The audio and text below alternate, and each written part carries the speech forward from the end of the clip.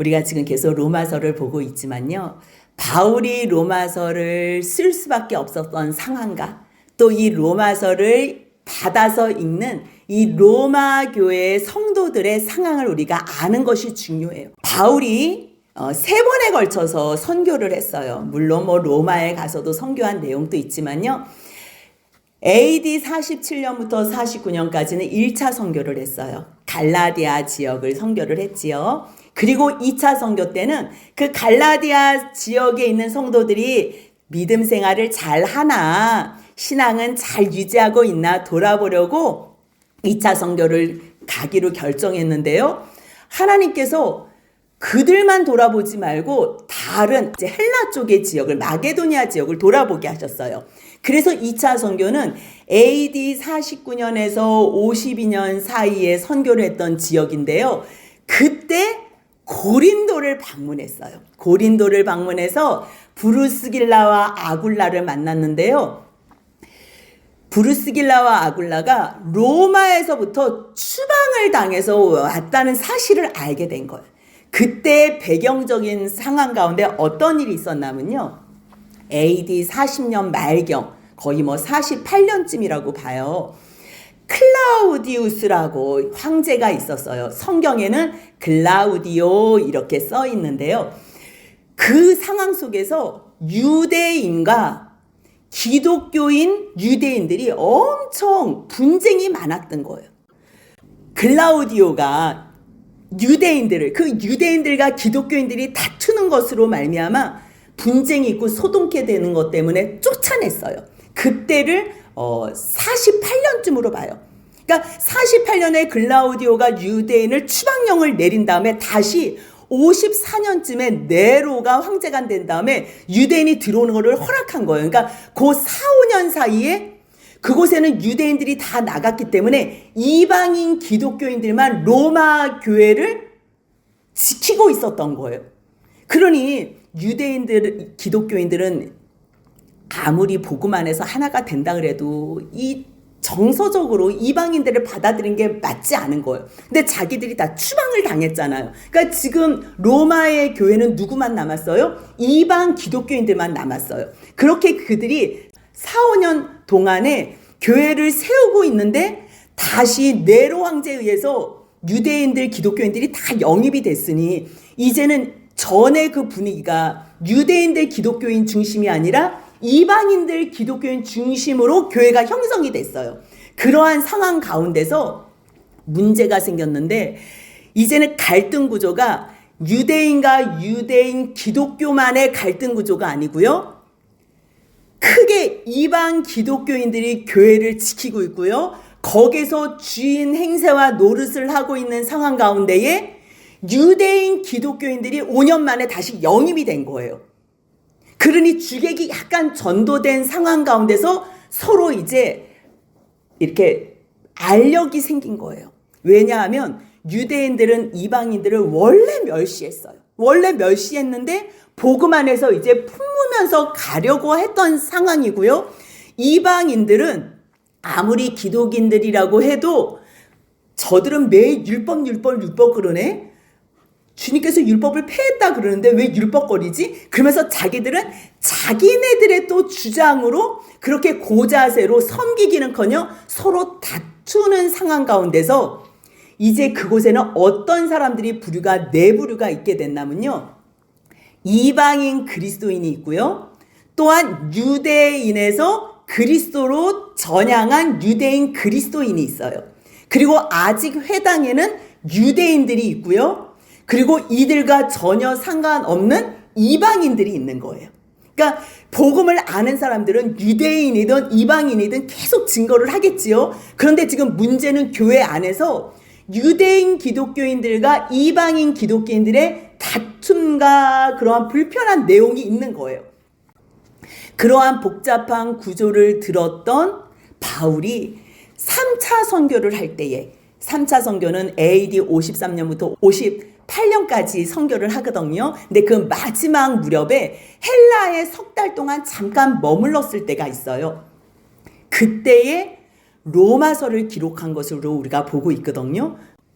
그래서 로마서는 전체 주제가 복음이 무엇인지 먼저 가르쳐 준 다음에 너희들이 복음을 알아? 정말 너희들이 구원받은 백성이야? 그렇다면 이제는 구원받은 사람처럼 살아라. 그 살아가는 방법이 12장부터 나오는 거예요. 12장부터. 거기에 중심 내용이 뭐냐면요. 너희가 하나님 앞에 구원받은 백성이라면 이제 너희의 몸을 거룩한 산 제물로 드려. 거룩한 산 제물로 드리는 내용이 뭐냐면요. 예배 드리러 나올 때에 너희가 온 마음으로 영으로 예배를 드리는 것이 너희가 하나님 앞에 산 제물로 드리는 예배다 말씀해 주시는 거예요. 그러면서 너희가 서로 피차 간에는 알력 다툼 이제 그만두고 로마서 13장 8절 같이 읽겠습니다. 피차 사랑의 비대에는 아무에게든지 아무 빚도 지지 말라. 남을 사랑하는 자는 율법을 다 이루었느니라 말씀하시는 것. 그러니까 이 모든 교리며 또 복음에 대해서 말씀하는 이유도요. 궁극적으로 너희들끼리 싸우지 말고 서로 사랑해. 그러면 유대인들이 율법 지키는 거 이상의 율법을 너희들이 완성한 거야. 다 이룬 거야. 그렇게 가르쳐 주는 거예요. 그러면서 너희가 하나님의 영광으로 해서 살아? 그 영광은 내가 1등 하면서 영광 돌리고 누구 앞에서 대표자의 자리에서 영광 돌리는 것도 할 수 있지만 받을 수 없는 사람들 너희들 서로 받아. 그러면서 로마서 15장 7절 같이 한번 읽겠습니다. 그러므로 그리스도께서 우리를 받아 하나님께 영광을 돌리심과 같이 너희도 서로 받으라. 아멘. 그래서 로마서를 쓰게 된 거예요. 로마서는요, 로마서만 우리가 이해를 하면 하나님께서 우리에게 주시는 모든 복음과 구원이 무엇인지 알 수 있는 정말 진주와 같은 핵과 같은 그러한 말씀이에요. 하지만 그 말씀 가운데서도 우리에게 들려주시고 싶어하는 핵심적인 말씀은 뭐예요? 피차 너희들은 서로 사랑하라. 사랑하라. 그 사랑의 모습이 무엇으로 나타나요? 이해할 수 없는 사람, 용납할 수 없는 사람, 받을 수 없는 사람을 서로 받으라.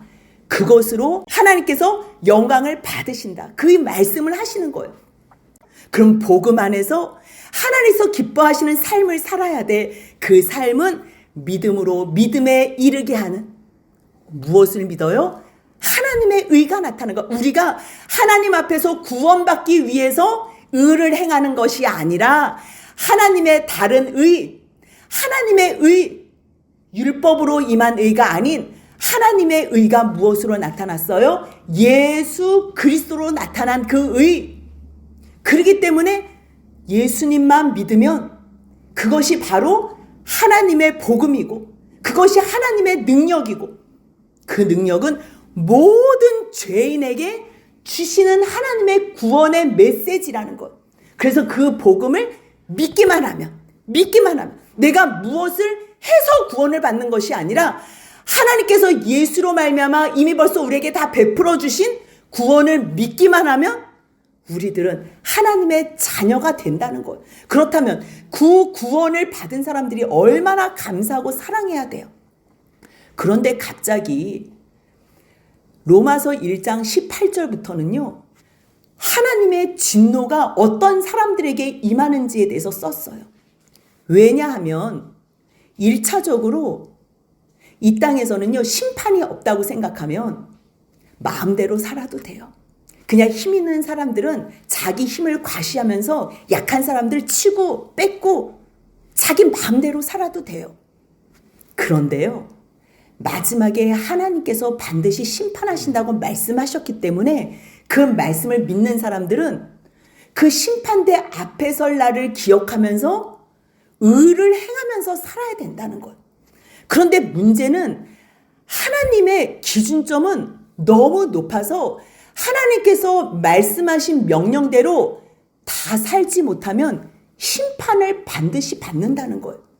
근데 그 심판을 받을 때 하나님의 진노가 나타나는데 어떤 사람들이 어떤 죄를 지었을 때 심판을 받는지에 대해서 18절부터 기록한 거예요.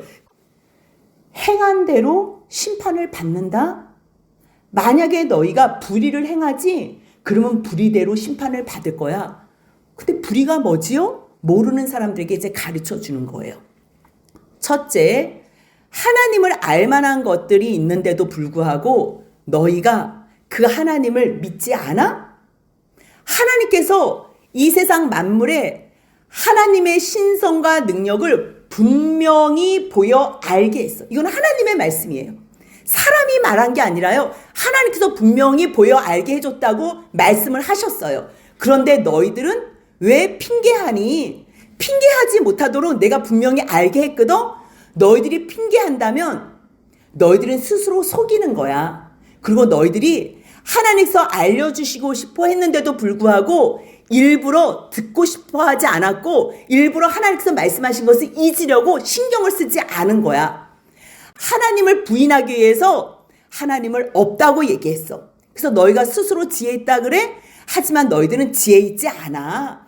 하나님을 알만한 것들로 가르쳐 줬는데도 불구하고 너희들은 하나님을 썩어질 우상으로 다 바꿨어. 그래서 하나님을 알만한 지적인 능력이 파괴된 사람들은요, 감정적인 능력이 파괴됐어. 그래서 육체를 사랑하게 돼요. 육체를 사랑하니까 남자와 여자를 정상적으로 써야 됨에도 불구하고 영리로 써요. 근데 하나님께서 그냥 놔두시는 거예요. 너희 마음에 나를 두기를 싫어했지? 그러면 마음대로 살아봐. 그래서 내버려 두신 결과 육체의 정욕이 부릴 듯해서 이것을 방탕하게 쓰는 거예요. 순리대로 쓸 것을 다 바꿔서 쓰는 거예요. 부끄러운 일에 그냥 놔두신 거예요. 그랬을 때 사람들은요, 의지적인 능력도 파괴가 돼서 사람들 관계 속에서, 공동체 관계 속에서 모든 불의와 추악과 탐욕의 삶을 산다는 거예요. 이러한 말씀을 들었을 때, 아, 맞아. 저 이방인들 방탕한 삶을 사는 것을 떠올리면서, 그렇지, 저들은 심판받아야 마땅해 이렇게 생각하는 거예요. 그렇지, 하나님이 정하신 것을 알고도 저 사람들은 지금 복음을 전하는데도 믿지도 않아? 그러면서 세상 사람들, 이방인들을 생각하면서 이 같은 일을 하는 사람들은 사형받아야 맞아. 그런데 생각해보니까 잠깐만, 나도 시기 질투했네? 나도 뒤에서 비방했네? 근데 잠깐만, 아유, 이 정도는 해도 되지. 나는 저 사람들처럼 저렇게 아주 심하게 하지는 않잖아. 그랬을 때 2장 1절이 이어지는 거예요. 같이 한번 읽겠습니다. 그러므로 남을 판단하는 사람아, 누구를 막론하고 내가 핑계하지 못할 것은 남을 판단하는 것으로 내가 너를 정죄함이니 판단하는 내가 같은 일을 행함이니라. 우리가 마지막 날에, 이 세상 끝날에 공의롭고 공정한 심판이 있는 것이 공평한 것인가요? 불공평한 것인가요? 우리가 지난 시간에 질문으로 같이 나눠봤어요. 아무리 누구는 그것이 공평하다, 아니 누구는 그냥 심판이 없었으면 좋겠다 그러지만요, 2장 2절 말씀에는요, 하나님의 심판이 반드시 진리 가운데에서 이루어지는 것을 우리 또한 알지만 너희도 또한 알라는 거예요. 그렇다면 마지막 날에는 하나님의 심판이 반드시 있고요, 어떠한 사람이 하나님의 진노를 당하는지 지금 조목조목 모든 죄를 다 나열해서 1장 18절부터 기록을 했어요. 그 기록한 말씀을 들으면서 사람들이 누구누구를 막 떠올리지만 결국 나도 그런 죄 가운데 있는데, 그것을 알면 감사한데요, 자기의 죄는 싹 숨기고 남들만 계속 판단하는 사람들이 있어요. 저 사람은 교만하고 저 사람은 말씀은 하는데 삶은 안 되고 계속 이야기를 하는 거예요. 그러니까 지금 바울이 그렇게 판단하는 사람한테 물어보는 거예요. 너 지금 누구 판단하니? 지금 너가 뒤에서 시기하고 너가 뒤에서 욕하고 혹시 너가 교만한 건 아니야? 지금 그걸 물어본 거예요. 너가 지금 누구를 판단해? 남을 판단하는 것에는 너무 쉽게 노출이 되어 있는 너희들, 하나님의 심판이 판단하는 너에게도 임할 거야. 그 얘기를 하는 거예요. 하나님의 심판은요, 예수님의 강림이 어디 있어? 주의 강림 없어. 아무리 없다 그래도요, 분명히 요엘 선지자를 통해서 약속하셨어요. 여호와의 크고 두려운 날이 반드시 이른다는. 그날에는요, 해가 어두워지고 달이 핏빛같이 변한다 그래요. 모두가 다 심판대에 있어요. 그래서 하나님의 심판은 어느 누구도 면할 수 없어요. 우리도요, 하나님의 심판 면할 수 없어요. 행한 대로 심판을 받아요. 행한 대로. 여러분들 명심하세요. 우리가 행한 대로 그날 심판받아요. 그럼 잠깐만. 아니, 우리가 행한 대로 심판 안 받고 우리 믿음대로 받는다 그랬잖아요. 아니, 바울도 계속 믿음대로 받는다, 믿음대로 받는다, 우리 믿음대로 구원받는다 그랬는데 왜 갑자기 우리가 그만 하나님의 심판을 행한 대로 받는다는데 이건 무슨 말인가요? 예. 여러분들 1차적으로 우리가 하나님의 진노 앞에 형벌을 면할 사람이 없다는 거예요. 그거를 얘기해 주는 거예요. 1차적으로는 우리 또한 하나님 앞에 진노를 받을 존재예요. 우리가 하나님의 율법을 준수하지 못했어요? 그러면 우리는요, 그 진노 다 받아야 돼요. 그리고 이 세상 모든 사람들이 다 하나님 심판대 앞에 서요. 그런데 지금 바울은 무슨 이야기를 하냐면, 우리의 의로 심판을 받는다면 우리는 죽을 수밖에 없고 하나님의 진노가 우리 가운데 임할 수밖에 없지만, 우리의 받을 진노를 누가 대신해서 받으셨다는 거예요? 예수께서 십자가에서 대신 받으셨다는 거예요. 예수께서. 그래서 예수님이 받으신 그 진노를 우리가 받아야 될 진노로 여겨주신다는 거예요. 그러면 우리가 하나님의 심판대 앞에 섰을 때에 우리의 행함으로 나가는 게 아니라 우리의 행함으로는 예수 그리스도의 진노로 죽으심을 드리면 되고요. 예수님의 의로우신 부활이 우리에게 전이 되고 전가됐기 때문에 우리들은 예수 그리스도의 옷을 입고 하나님 앞에 서기 때문에 우리가 그 형벌을 면할 수가 있는 거예요. 왜 우리가 예수를 믿어야 되냐면요, 모든 사람들이 하나님의 심판 앞에 서기 때문이에요. 모두가 다 자기의 행한 대로 심판을 당하고 진노를 받을 수밖에 없어요. 심판을 면하려면 하나님께서 주신 명령과 율법을 100%다 행해야 돼요. 100% 행하지 않은 사람은 하나님의 그 합격선에 이룰 수가 없어요. 그러면 다 멸망을 받고 진노를 당하잖아요.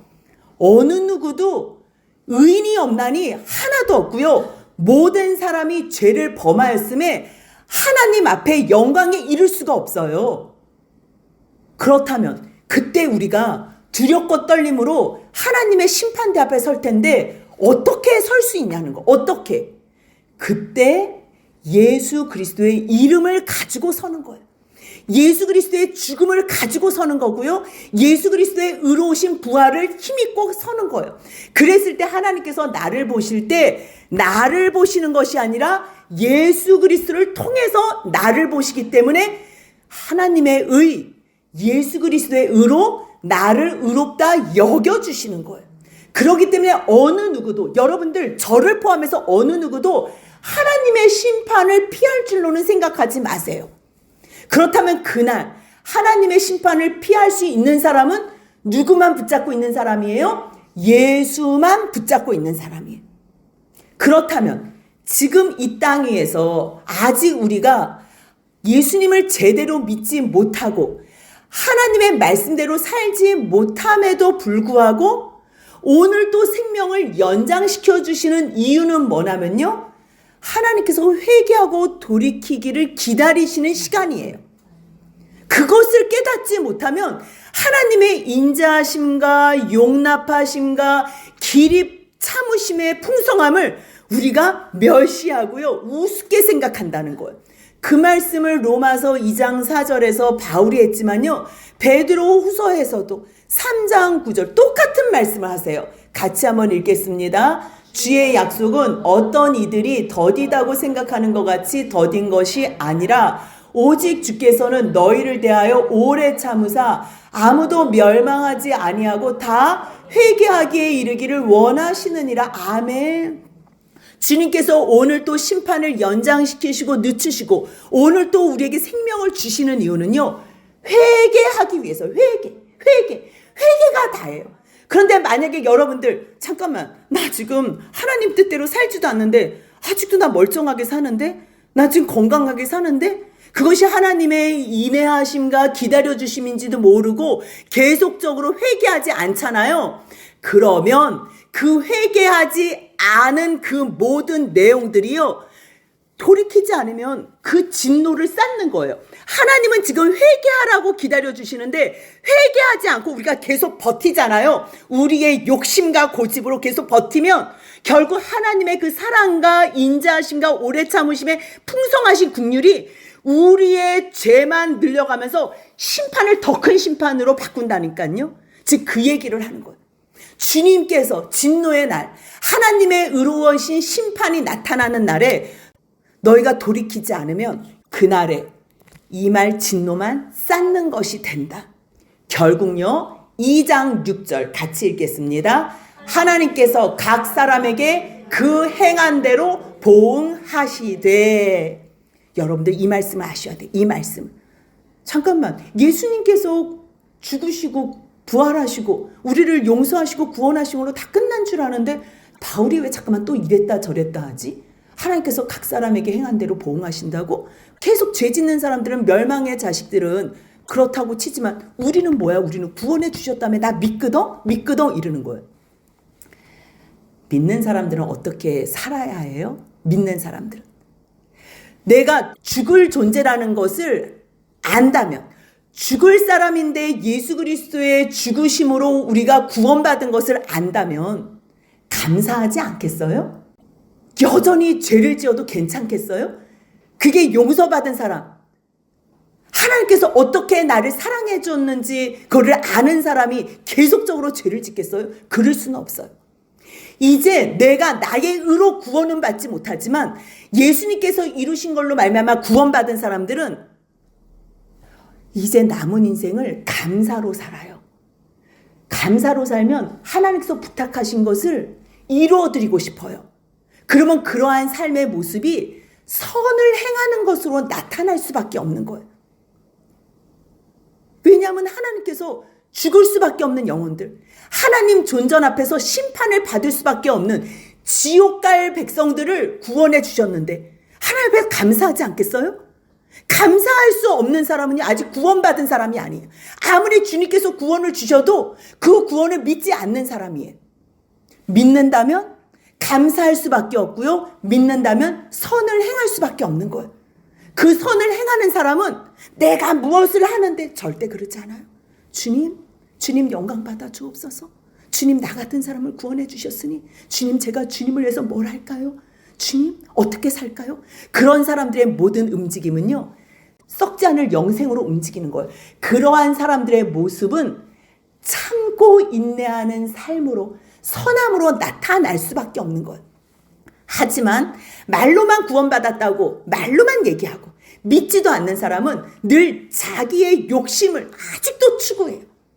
하나님께서 나를 이미 벌써 구원하시고 내가 나를 사랑하는 것보다 하나님께서 나를 더 사랑하시는 것을 못 믿는 사람들은요, 나를 위해서 자꾸만 당을 지어요. 진리를 따르지 않아요. 자기 이권 이익을 계산하면서 불의를 따라요. 너희 불의를 따라? 그렇다면 하나님께서 불의를 따르는 자에게는 진노와 분노로 하실 거야.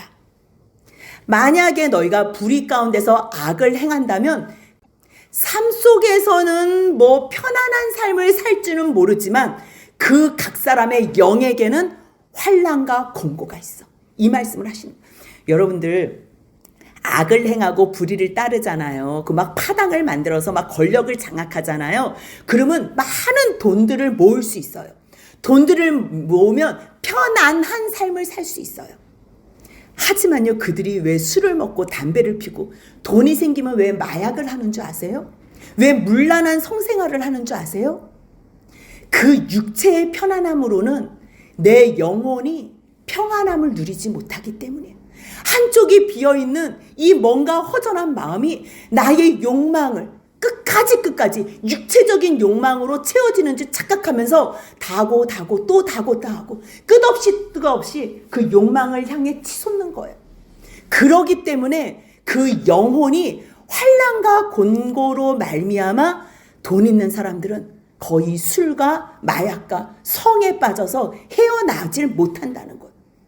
그렇기 때문에 너희들이 선을 행해야 될 이유, 또 하나님의 말씀 안에서 구원받은 자의 삶을 살면서 너희가 선을 행한다면 그의 마음속에는 그 하나님의 영광과 존귀와 평강이 너희 가운데 있다는 것을 말씀하시는 거예요. 그런데 이것이 유대인에게요. 그리고 헬라인에게로다. 왜 이 순서를 정하냐면요. 하나님께서 이 복음의 순서를 어떻게 주셨냐면 먼저 이스라엘 백성, 유대인에게 주신 거예요.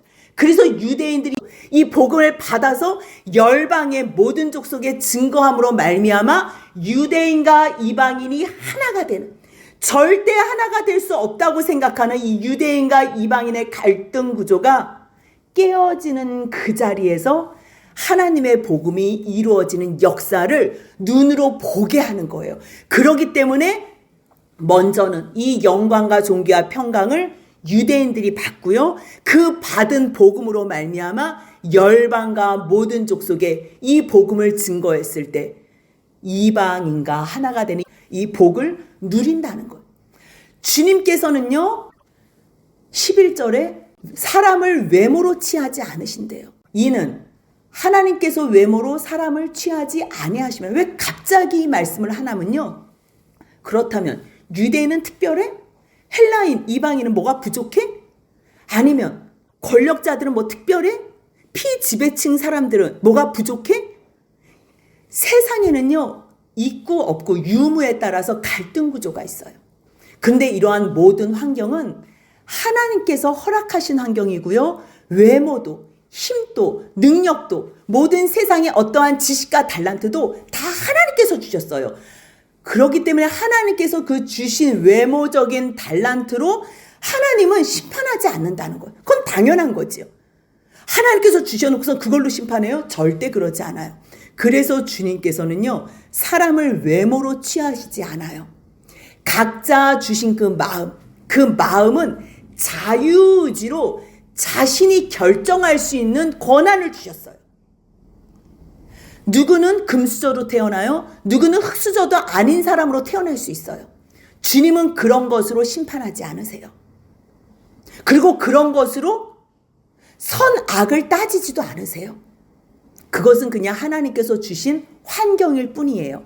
하지만 그때 그 상황과 환경에서 그 마음은 하나님을 찾고 하나님께 감사하나, 너의 죄를 통회하면서 하나님의 구원을 기다리고 있나. 오직 주님은 그 중심의 마음만 보신다는 거예요. 그렇기 때문에 하나님의 이 복음 앞에서 마음에 찔리는 그러한 삶을 산다면 너희들은 그 찔리는 삶으로 심판당할 거야. 유대인들은 율법이 있어요. 하지만 이방인들은 율법이 없어요. 그렇기 때문에 무엇이 기준이 되는지 몰라요. 그러면 이방인들은 그래. 하나님, 저희들은 율법도 없는데 죄가 뭔지 아닌지 어떻게 알아요? 그렇게 말하는 이방 그리스도인들에게 12절 같이 한번 읽겠습니다. 무릇 율법 없이 범죄한 자는 또한 율법 없이 망하고 무릇 율법이 있고 범죄한 자는 율법으로 말미암아 심판을 받으리라. 없는 사람들은요. 율법 없는 것으로 망하는데 그것은요. 이 마음 가운데 율법 없는 이방인이 본성으로 양심이 증거가 된다. 양심이.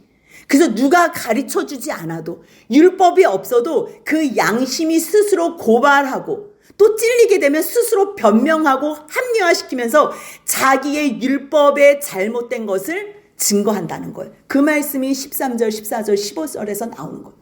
주님께서 뭐라고 말씀하시냐면요. 유대인들, 너희 율법 가지고 있어? 율법 가지고 있으면 뭐해? 율법을 듣는 자가 아니라 율법을 행하는 자가 듣는 자야. 주님께서는 13절에서 그 말씀을 해주시는 거예요. 아무리 유대인들이 율법을 가지고 있어도 너희가 그 율법을 행하지 않는다면 너희들은 의롭지 않아.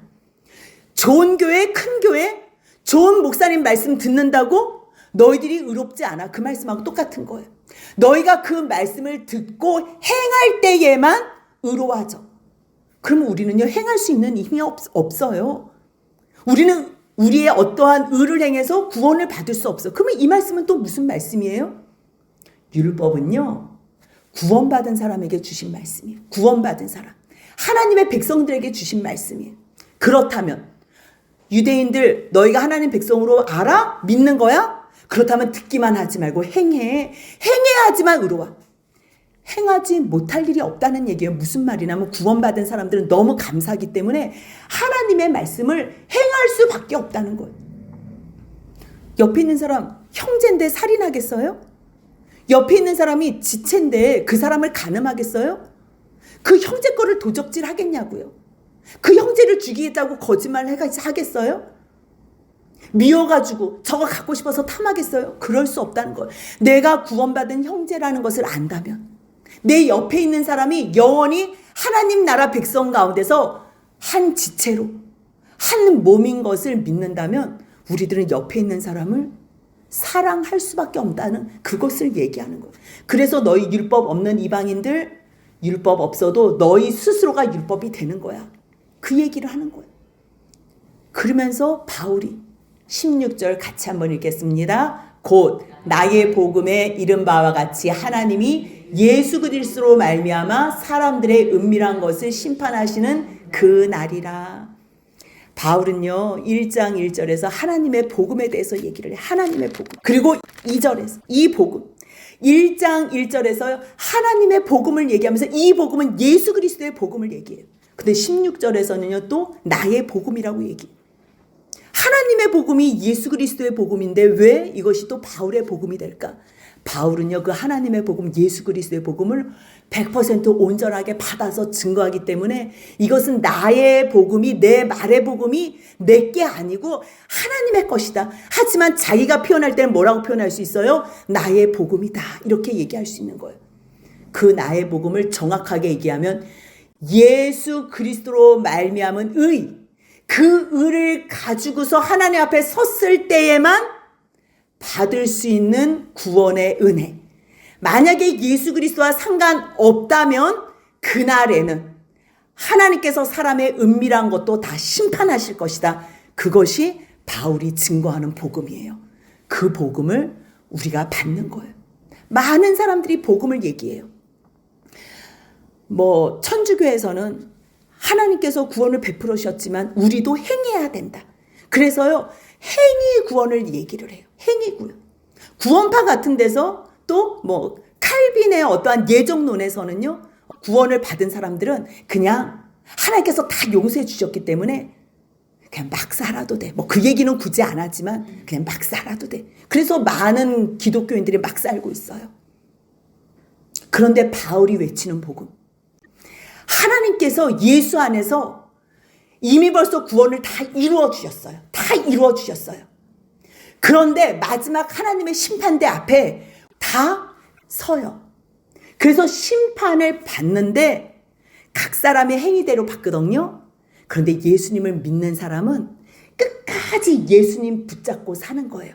이 땅에서도 심판대 앞에서도. 그러면 심판대 앞에 글 쓰는 사람이 언제 쓸지 모르잖아요. 오늘 죽으면 오늘 쓰는 거예요. 오늘. 그렇다면 언제 죽을지 모르기 때문에 우리는 이 시간부터 그 구원에 감사하면서 선한 양심, 구원받은 자의 삶을 산다는 거예요. 그렇기 때문에 그날에는 예수 의를 힘입고 나가지만 하나님께서 우리를 심판하실 때는 1차적으로 예수의 의로 구원하시고 그 다음에 우리가 참으면서 선한 일을 한 그것으로 하나님께서 주시는 상도 받는다는 거 기억하시면서 하나님의 심판대 앞에서 오직 예수 그리스도의 복음을 가지고 설 것을 생각하며 사는 저와 여러분들의 복된 삶이 되시길 주님의 이름으로 소원합니다. 아멘.